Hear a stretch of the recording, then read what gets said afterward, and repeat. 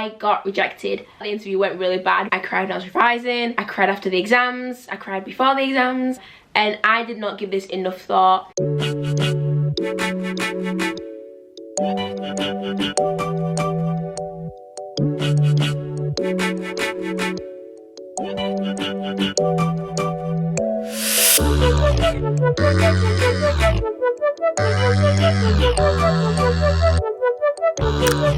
Hi guys, I'm Uwa. I'm a first year medical student at the University of Nottingham, and welcome to my channel. So if you're new here, please be sure to head over to my Instagram. It's at uwaisibor.com_. Feel free to follow me on TikTok, see some days in my life and get some more advice in medical application. And also head over to my website. It's www.uwaisibor.com to make your life easier. I'll link all those below. Definitely check out my Instagram and my TikTok for loads and loads of useful advice on your med school application. Without further ado, let's go on with this video. So as you've seen from the title, I'm going to be talking to you about my med school experience, my own journey into med school. And let me tell you, it wasn't an easy journey, but it sure was worth it. So in this video, I am not at all saying that you have to do things how I did it. There is no right, there might be a slightly wrong way to do things when it comes to applying to medicine, but there is no 100% this is the way you must do it. Everyone has their own unique application experience, and they all do their own unique volunteering and different things to get into med school, their own different work experiences. And that's quite a nice thing about the medical application. You do different things to help you make a decision whether medicine is for you or not. But anyway, I digress. Let's go with the video. If you do enjoy this video, please be sure to leave a like and subscribe to help my channel grow. Okay, so I decided in year 10 that medicine was for me and that I really wanted to do medicine. And from then on, it was just serious. Like, I got my head down, I revised, I worked so hard for my GCSEs, and I've worked hard throughout my GCSEs and my A-levels, and this just goes to prove that hard work never fails. So yeah, I got my head down at GCSEs, achieved all 8s and 9s, so that instantly put me in quite a good stand for submitting my application when the time came in roughly about a year and a half from when I got my GCSEs. Here's a fun fact, I was actually rubbish at science. Like, I really didn't enjoy it. For me and my sister, it wasn't our thing. My dad would always be like, when I was little, trying to encourage me to like study something sciencey when I was younger, but it really wasn't for me. And like, I didn't even pick triple science. My options were French, sociology, drama and photography. I've always been a very artsy person, so yeah, science just wasn't for me. There was one time I did really badly in a test, and then my teacher went through like what I did wrong. She was like, how are you revising, this, that and the other. She sat me down, we had a proper conversation, and from then on I just thought, I want to take this seriously, I want to work hard for it. And in revising science and working hard for it, I just really came to love it. And then something just clicked, like science was for me, I was for science, and it's literally been love since then. So then I researched to see like, what can I do with a career in science, and I found out about medicine, did more research into it, learned more about it. Fast forward 4 years now, is it? Year 10 to, yeah, been 4 years. I'm extremely happy and extremely proud of where I am. So like I said, I researched into it, and like with this I found out what medicine actually was. What does the course entail? Where can I study it? What do I need to be able to study it? Like what A-levels or GCSE grades? How long is the course? I found out about work experience, etc. Just what you need to do to build up your profile and then to eventually apply to med school. So without actually realising, my application for med school really did start like before my GCSEs, because I did stuff like drama. I was a very creative person, I was very outgoing, I enjoyed acting, I would take part in school shows right from year 7. Even if I was just part of the chorus like in year 7, this was still very important because you're still learning valuable skills, just teamwork, you're still building resilience, you're building your confidence, you're overcoming challenges, and you're managing that work-life balance. These are all skills which are important for medicine, skills that I learned and developed throughout my time at high school and throughout the time I acted for, and things I was able to talk about in my med school application, but also things that just generally improved me and developed me as a person. Okay, so I'm really sorry if the angle or anything has changed ever so slightly. I took a break for like 2 hours whilst my camera charged up, but we'll get on with the video now. Okay, high school's out the way, got my GCSE results, then I went to college, did my A-levels. So I did biology, psychology, chemistry, and yeah, I did 3 A-levels and I did an EPQ.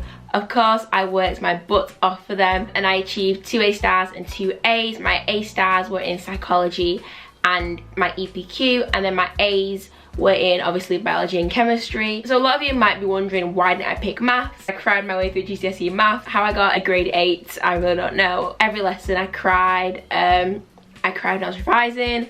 I cried after the exams, I cried before the exams. Just GCSE maths scarred me for life. Anyway, so I picked psychology because I knew it was something I was going to enjoy. My sister did it at A level and she absolutely loved it. And I also knew that a lot of med students look for a minimum of A. And I just thought, why don't I just pick a third subject that I know I'm going to enjoy, because if I enjoy it, it's going to give me a better chance of getting a good grade in it. And I really did enjoy psychology and I ended up getting an A star in that. So yeah, that's a little trick between me and you. You don't need to pick biology, chemistry and maths. Med schools look for at least biology and chemistry. Some even do without chemistry. What they want is that third rigorous subject and you need to get at least 3 A's. So pick something that you know is going to be an easy A for you. You know that you're going to enjoy, you're going to do well in. It's going to make the whole process a lot more enjoyable. So besides like my typical work experience, volunteering, I did quite a lot of extra things to help me really boost my application. So one of them was, I don't know why I keep on copying, I'll try and stop. So one of them was a cardiothoracic conference. So I think it's called the Society of Cardiothoracic Surgery. They had like a student engagement day. It was when I was in first year of college and I was just trying to like really broaden my knowledge and my exposure to medicine. So I decided I'd sign up to this day. Bear in mind, I live in Manchester, the course is in Birmingham.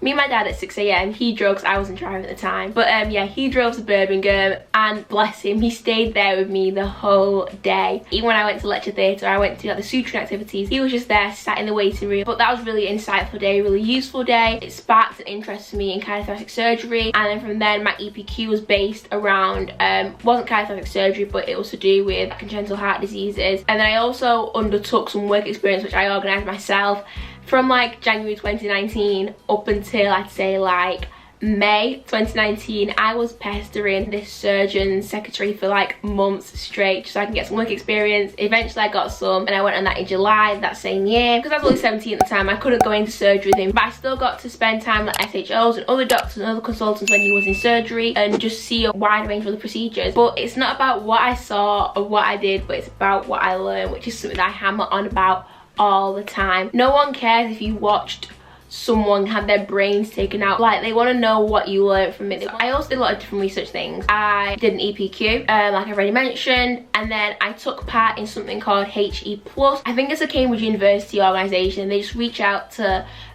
different schools and different colleges just to widen access into like Cambridge and Oxford universities. And at first it was something that I wasn't interested in at all. Like I completely shut down the idea. I never went to any of the meetings or anything like that. I even like first of all like straight away told one of the teachers who organised it that I wasn't going to do it because I don't want to go to Cambridge or Oxford. It's not my thing. I wasn't interested in research at the time. It was just a massive no from me. So I literally never went to any of the seminars, any of the conferences, nothing like that. After a proper chat with the two tutors who did organise it, I decided, okay, yeah, I'll do it. I'll take part in the research competition, and I ended up coming in first place. But from doing the research, it made me again confirm that yeah, I really do enjoy research. For the HE Plus competition, I did my research on neonatal mortality. Sounds a bit depressing, but I had just finished doing work experience at Liverpool Women's Hospital in the neonatal unit, so it fit in quite relevantly, and I was able to like talk about my research findings and link that to like things that I observed and just make it relevant to my work experience. Not that they asked for that, but I just thought it's a good opportunity to link my prior experiences and prior knowledge, and also I could also link those in my personal statement and at interviews that work really well together. And then I also contrasted this to another research project that I did. So I took part in an outreach program, and it was another research competition. You do a bit of research and then you do a research presentation. My research was on palliative care, and that links really nicely to a book I'd read, Atulgwandi Being Mortal. I had loads of different work experiences. Like for me, like, so when I was deciding which med school to go to, something that was important was early patient exposure, because I've just always been really excited to get that patient exposure and just get involved with patients and hospital experience. I arranged so much work experience, and there was so many that I didn't even talk about at interview or on my personal statement. I just did it for my own interest because it's something that I was genuinely really passionate about. So some of the ones that are coming to mind right now of what I did is that I spent a week at the neonatal unit at the Liverpool Women's Hospital. That was arranged through the teaching aspects of the hospital. I also got invited back by a professor because I told him about my EPQ and he was so impressed. So he invited me to watch some fetal echocardiograms, and I was actually really honoured to be invited back, and it was nice to be there and to see the fetal echocardiograms go ahead. So yeah, I remember like at the time I didn't really understand the value of work experience. Like I wasn't taking away the importance of like the way in which the doctor communicated to the parents when they did suspect a fetal anomaly and things like that. The soft skills is what I wasn't focusing on. I also went to Oldham and I spent a week with a gastro in oh, I can't think what it is, a GI consultant. What is that word? Gastrointestinal? I think so. Anyway, I spent the week with him and that was a really fun week. So one of my favourite work experiences was the one at MRI when I was meant to be shadowing the cardiothoracic surgeon, but instead I ended up shadowing different people at different times. And one of my favourite days was the very last day. I spent it with a doctor who literally I fell in love with. He was incredible. I learned a lot that day. Like something that I always refer back to is him as a person. His communication skills were impeccable. The way he was able to communicate with someone who's not an English speaker, how he was able to calm down someone after their chest drain went slightly wrong, when they were all flustered, even when they were worried about having the chest drain inserted, and the way he was able to communicate with me as well. Like, I don't know, it was just, I learned a lot from that day, and I didn't even talk about that on my personal statement. I think I might have mentioned some of that day when I had the opportunity to at interviews, but it really just was for my own interest. So for my application as well, I also did volunteering. I volunteered at Rainbows, hospices, hospitals, your typical stuff. With the Rainbows one, the girls were so cute, but of course I didn't mention that. I'll talk about like how I helped them when they came across certain difficulties. As long as you're showing that you've got some sort of involvement with vulnerable people, that's what they want to see. They want to see that you've got hands-on experience. I also talked about my part-time job. This is something that I think is really underappreciated when it comes to your medical application. But yeah, I just talked about, because I had a very customer-based part-time job. I worked at O2 and I was a sales advisor. So I was the person who like helped you pick what phone you wanted and like customise your contract towards you. I absolutely love that job. It's one of my favourite jobs that I've had in retail. That was a very customer-based role, and it's kind of like in the hospital, very patient focused, and the skills I learned there, I talked about that in my personal statement and at interview. And then I also talked about my hobbies and my interests. Like I've already mentioned, drama. I loved acting. I loved anything musical theatre-y and anything artsy. I absolutely loved photography. That's a reason I already had another camera that I used to film on. I talked about that as well in my personal statement. So I started writing my personal statement in about end of April, start of May, and my first draft was completely finished by mid of June. Then after summer holidays and throughout summer, I really improved on it and made it so much better. In total, I had 31 drafts, which really is a lot. I'm a very extra person, so 31 drafts is definitely more than you need. So mid-July, that's when I started my UCAT preparation, and that ran through all the way until 31st of August. I sat my UCAT. UCAT deserves a video on its own. I've actually got a few about that on my channel, so I'll link those below, or I've also got some advice on my page, so be sure to visit my page and have a look at my UCAT advice. With my UCAT preparation throughout summer, I was managing that on top of a 12-hour part-time job and A-level revision and a social life. I don't know how I managed it, but I did, and I actually really enjoyed that summer. So then I submitted my application start of October. I applied to University of Nottingham, obviously, Queen's, University of Belfast, University of East Anglia and Cardiff University of Medicine.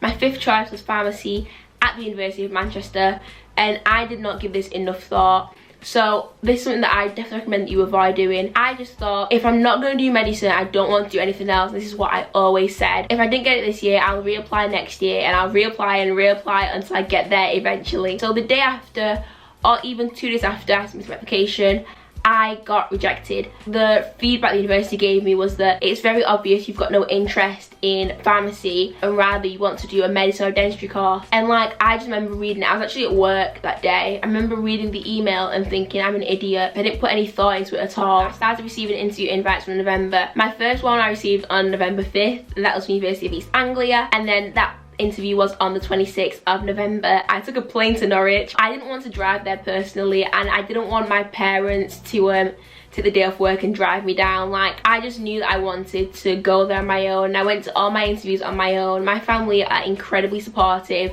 but I just wanted to do it on my own. And yeah, so I stayed in a hotel. I felt like the interview went really bad, but I ended up getting an offer from them on the 5th of March. And then before receiving any more interview invites, I received a rejection from Cardiff Medicine. I got my University of Nottingham interview invite first. I remember just being so happy because that's the one I really wanted to go to. I got the invite on 10th of December, booked the interview for the 7th of January, and then the day after, on the 11th of December, I got my Queen's University Belfast interview, and then booked that for the 17th of January. So the nursing interview went really well. Like, I came out of there just feeling really happy with it. I got my offer on the 6th of February, the day my mock started, and I was honestly ecstatic. It was just such a good thing to have received before starting my mocks. And like, this whole time I'd been in limbo almost, because I hadn't received any offers from UEA, I got rejected from Cardiff, I got rejected from Chester, so I was just feeling like, I don't know, just not unhappy, but I was unhappy because at the moment, whereas all my friends had got all 4 offers, or 3 or 2 offers, or even 1, I was sitting on nothing, and it was quite embarrassing and just worrying, to be honest. So if anyone is feeling that way right now, I know how you feel. I've been there and I know it's not pleasant. Belfast interview was on the 17th of January. I hated it, I wanted to cry afterwards. I never even heard back from them. I ended up withdrawing my application after we went into lockdown. Like, I knew I didn't want to go there anyway, and I wanted to phone Nottingham and pick my accommodation. I did my mocks February, and then after that it was pretty much the home stretch, the final run up to the A-levels, and then before we knew it, A-levels got cancelled, we went into lockdown, and that was kind of like the end of my